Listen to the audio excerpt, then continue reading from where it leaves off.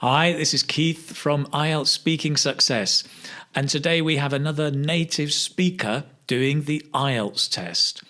In this video, we have Martin from Rock and Roll English, who will be doing the IELTS Speaking Test on the hotspot. There's lots of great language to learn. Let's rock and roll.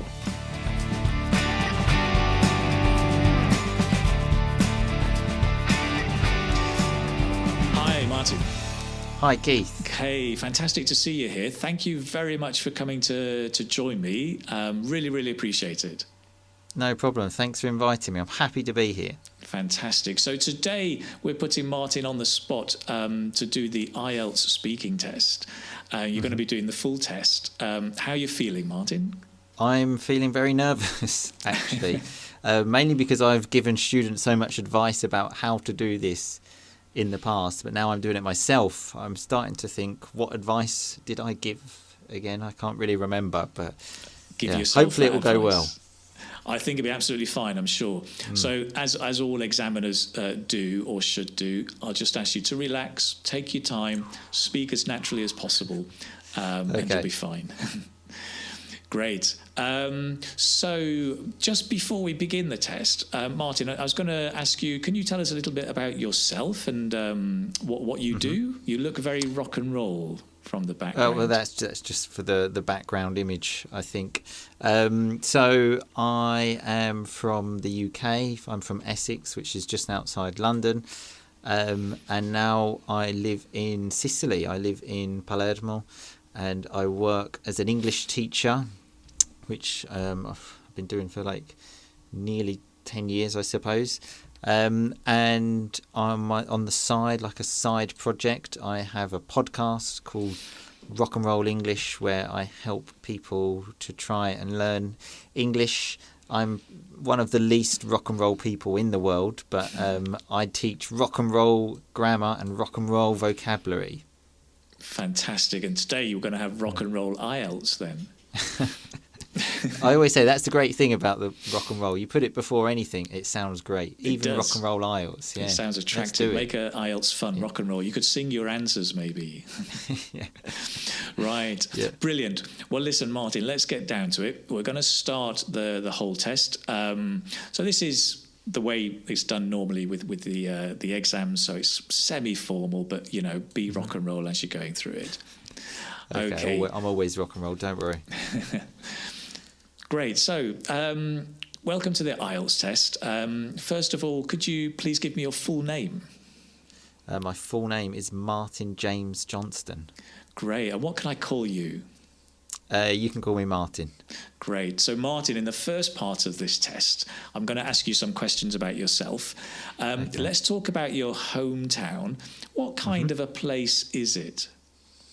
It's a nice place. It's actually a city now. It used to be a town until 2011, but then the Queen decided that it was so fantastic it needed to be a city. I think there are about 150,000 people that live there. It's about 30 minutes outside London, and it also, in a survey by a TV programme a few years ago, come 8th on the nicest places in Britain to live. So I'm very proud of where I come from. What's the most interesting part of your city? Most interesting part, I suppose, I think I just mentioned it in my last answer, how it wasn't a city, but it became a city. Another thing, though, the local football team, which is in one of the very low divisions in England, is called Chelmsford City, and it was the only football team in the UK that was called Chelmsford City, had the word city, but wasn't a city. Right, okay. I'm going to move on now to talk about sport. Do you like sport? I do like sport a lot, especially football. Do you often watch sport on TV? Yes, well, again, sport, one sport, which is football. And I watch that a lot. Not as much as I used to in the past. I used to watch it too much, if anything, and then I realised I didn't really have any kind of life. So now I do more things, which is good, but I still enjoy watching football, yes. Great. What's the most popular sport in your country? Again, it's definitely football. It's quite a cultural thing that people like to do together, go to the pub and watch a game of football together. So yeah, definitely football. Okay, I'm going to move on now to talk about mobile phone apps. Okay. What mobile apps do you use? I use the usual ones of like the social media channels of, well, mainly Facebook and Instagram. I'm not so clued up on how to use Twitter, for example. It's a bit too complicated for me. What other apps do I use? I use Sky Sports News quite a lot, so I can keep up to date with all the football news, and YouTube, I suppose. I like to watch a few YouTube videos, maybe when I'm having breakfast and stuff like this. Okay. Would you like to develop an app yourself? I would love to. That would be great. I don't think I'm capable of doing it, though. That's the problem. But one day, you never know. It's possible, but very unlikely. What kind of apps do you expect we'll have in the future? Oh, wow. In the future, I mean, I suppose any kind of app. I know this virtual, what's it called? Virtual reality, VI, virtual intelligence kind of thing is quite big these days. So maybe something like that where you wear the goggles as well with the app. I'm not so sure. I'm not really big on technology. I just do what they tell me to do, and even then I have difficulty. But so to try and actually envisage what will happen in the future, I'm not so sure. Right. Okay. So good. Now I'm going to move on to part two. I'm going to give you a topic, and I'd like you to talk about it for 1 to 2 minutes. You actually have 1 minute to prepare, and if you have pen and paper, you can make some notes if you wish. Yeah. Pen working, yeah. Pen's working, great. Okay. So your topic is, I would like you to describe a singer or music group that you like. Mm-hmm. Okay.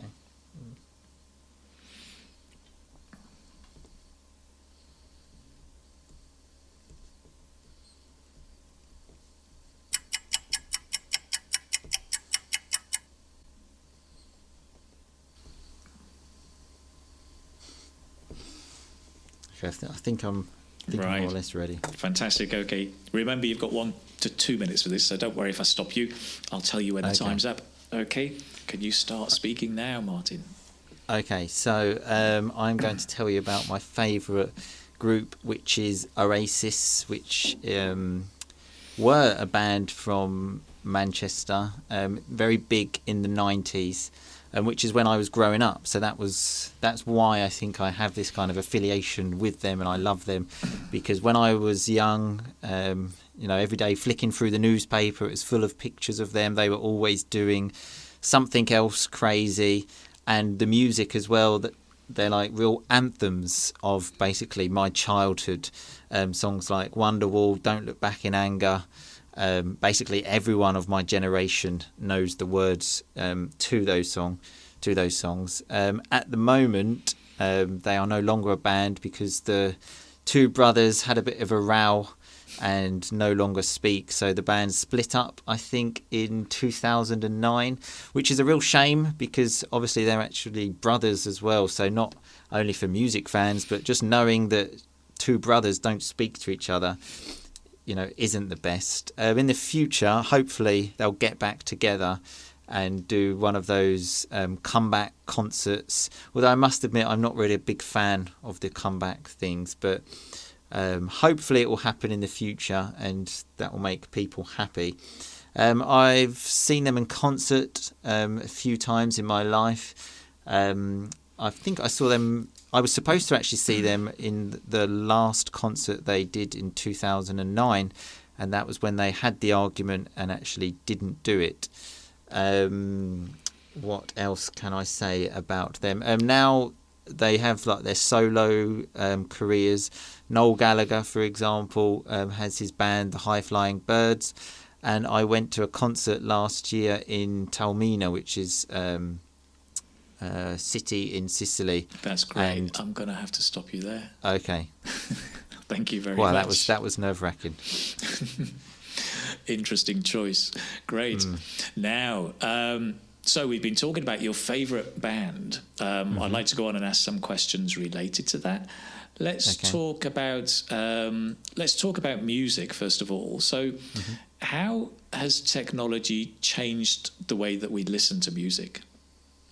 I think it's changed it incredibly. If I compare it to when I was young, for example, it wasn't actually possible to listen to a song. These days, you can just go on YouTube, on Spotify, find a song and listen to it when you want. But 20 years ago, just a little bit more, I suppose. If it wasn't on the radio or maybe on TV, you basically had no possibility to actually listen to it unless, of course, you actually bought the CD. People used to buy singles.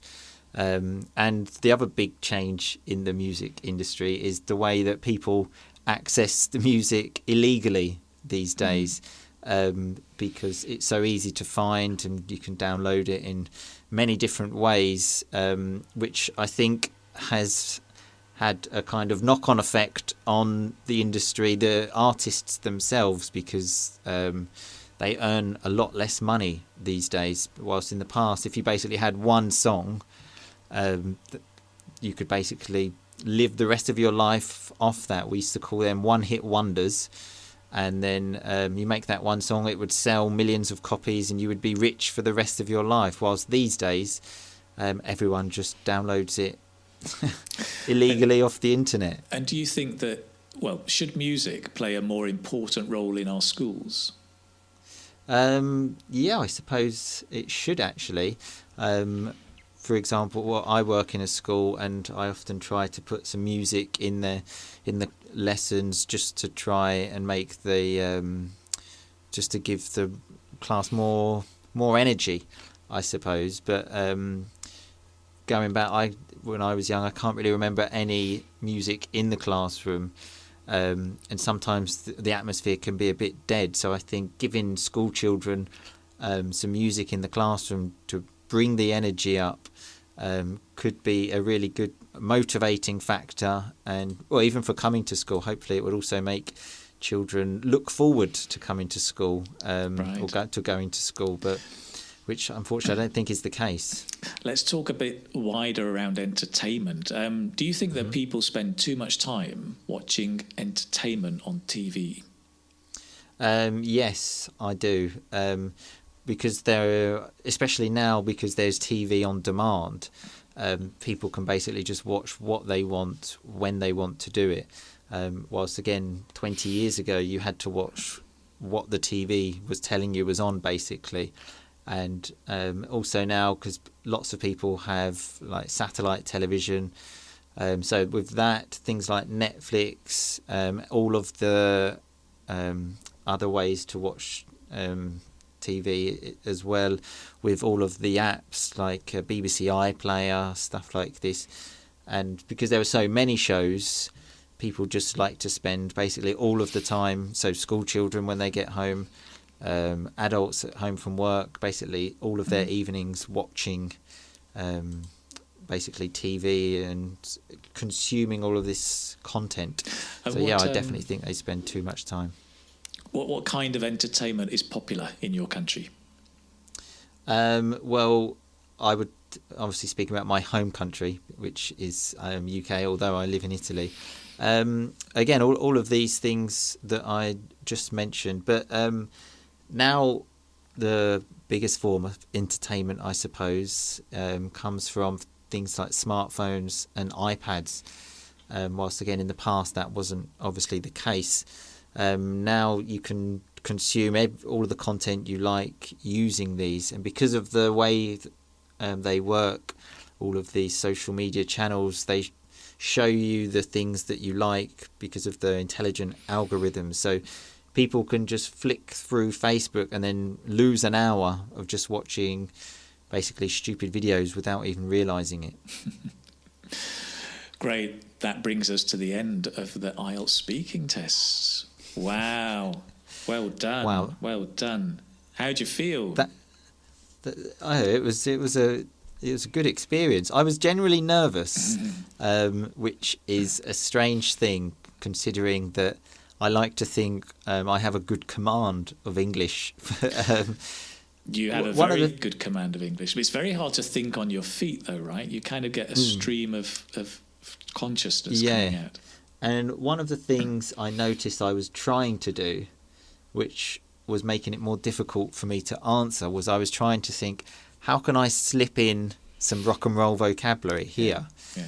And then as I was trying to think of that, it was sort of putting me off like what I was actually saying. Yeah. So that made it a bit more difficult. And then sometimes I was thinking again, am I answering the question here or am I just talking rubbish? You kind of, after a minute, you're thinking, what was the question I'm answering? Yeah. Yeah. I think it's one of the hardest things of IELTS is actually giving a structured answer that's really coherent to follow for the examiner. Yeah. It's really hard because you start talking and you kind of jump from one idea to another. So I think that's the biggest challenge. But hey, fluency, pronunciation, 9. Okay, that's good. Vocabulary, 9. Brilliant. No, really, because it's good. I mean, I think early on, you probably weren't aware of it, but you were using things like, I was looking at affiliation, flick through, little phrases like you never know, which are really interesting phrases, right? And no, those ones I actually did purposely use. Did those you? ones. I was sort of thinking, okay, how could I put these ones in?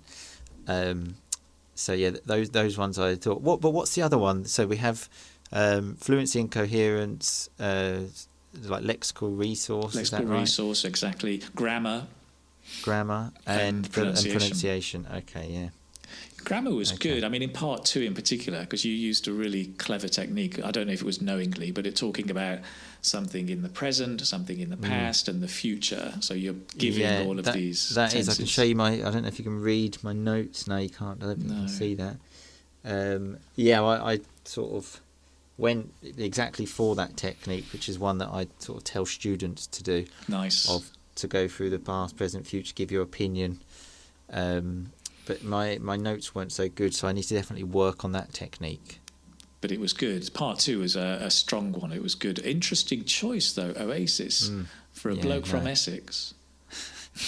I love Manchester in general because Right. of the football and music, basically. All the music from Manchester. So, yeah. Cool. Again, strong affiliation with the city because of the music and the football. And the football as well. Well, if you're a City fan, congratulations. Yeah, well, no, I'm the other. You're other United. part, well. Yeah. For Manchester, it was good. Yeah, exactly. Yeah. Brilliant. Well, that was great, Martin. It was really, really good. I enjoyed it. I really enjoyed it. I tell you, one of the hardest things of being an examiner is when you're listening to the answer, you want to start a conversation. And you want to go, oh, that was interesting. And you want to carry on what the person said. But examiners are not allowed to do that, which is why we come across as being a bit dry, because we just ignore what you said and ask the next question, even though it's not connected. But when you're listening to really interesting answers, sometimes you want to say, oh, tell me a bit more about that. I never thought of it like that. That's interesting, yeah. Yeah, so that's why I think it's difficult for candidates sometimes, because the examiner just seems to be ignoring what they're saying, which is partly true, unfortunately, because they're just focused on the language. And so often they'll repeat a question. So the next question you may have answered, and you say, but I just told you that in the last question. Okay. But it's because the examiner has this list, and they have to follow those questions. It's 100% scripted, at least for part 1. So... It's a hard bit of being an examiner. Yeah, I can imagine, Not an easy job. But very fun. I really like it. It's great. Okay. Brilliant. Well, listen, Martin, thank you very much. We're going to wind up here. Maybe, do you want to tell, if people are listening to this or watching this, a bit more about your English learning and where they can find out more about you? So if you just type in rock and roll English into Google, you'll find the podcast, and on any big podcast app, Spotify, the Apple one, Podcast Addict, all of the big ones, Rock and Roll English, like this. People, you will notice there's a grammatical mistake in this. There should be an apostrophe here as well, which was just stupidity on my part. But I quite like it because it gives. I'd like to give the message that mistakes are normal, especially in language learning. So don't worry about mistakes. But yes, so if you type that Rock and Roll English into Google or anywhere like that, Facebook, Instagram, you will find me. Fantastic. Love it. Great. Mm-hmm. Blame the printers. That's what I would do. Yeah. Great. Exactly. Good idea. Okay, well, thanks a lot, Keith. Thank you very much, Martin. Take care. We'll see you soon. You too. Thanks. Bye-bye. So that was Martin from Rock and Roll English. Great. I hope that was useful, and I hope the feedback as well as the actual test can be useful for you too. If you look down here in the show notes, you will have a further analysis of the language used. You can also go to the website IELTS Speaking Success to find out more and learn more language from this interview and other interviews with native speakers too. A big thank you to Martin. You can find out more about his teaching of English and his fantastic podcast series on www.rockandrollenglish.com. That's rocknrollenglish.com. It's a great site. Lots of podcasts. You can even join the R&R family and get lots of free resources. Great for your listening practice and for your speaking. I hope you've enjoyed this. Join me soon for another native speaker doing IELTS. Thank you. Bye-bye.